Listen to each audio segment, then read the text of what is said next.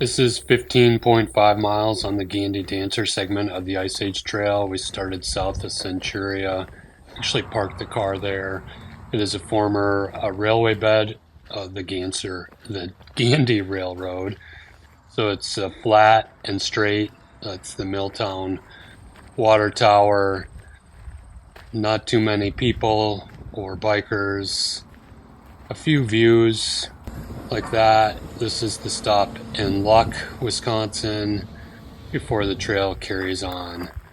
We hiked south to north, so we had the sun at our backs. And it ends at Highway 4835.